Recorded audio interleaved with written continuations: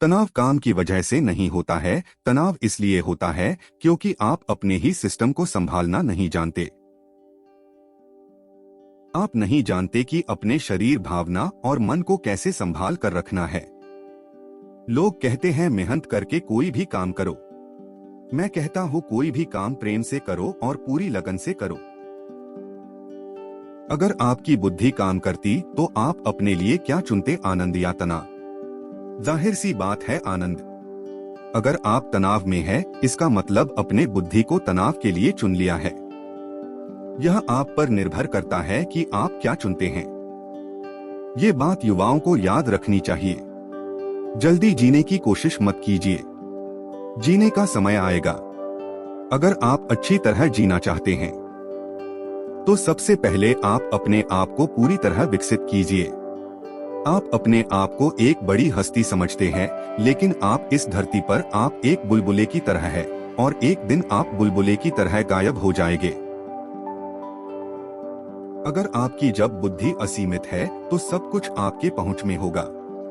अगर आप क्रोध, नाराजगी, घृणा अपने अंदर पैदा करते हैं और आप किसी और के मरने की उम्मीद करते हैं तो ऐसा नहीं होने वाला है। क्योंकि अगर आप यह सब अपने अंदर पैदा करेंगे तो पहले आप मरेंगे।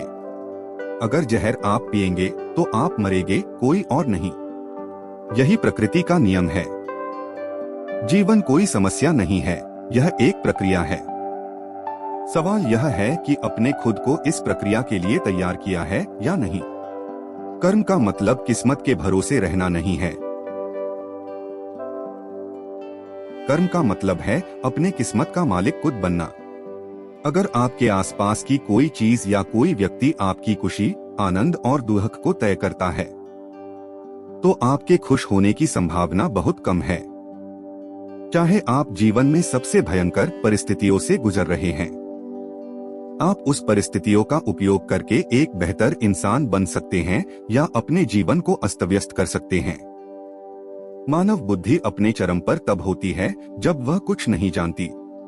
अगर आप सोचे आपको सब पता है तो हर चीज के अंतिम निष्कर्ष पर पहुंच जाएंगे, फिर किसी चीज की जानने की संभावना खत्म हो जाती है।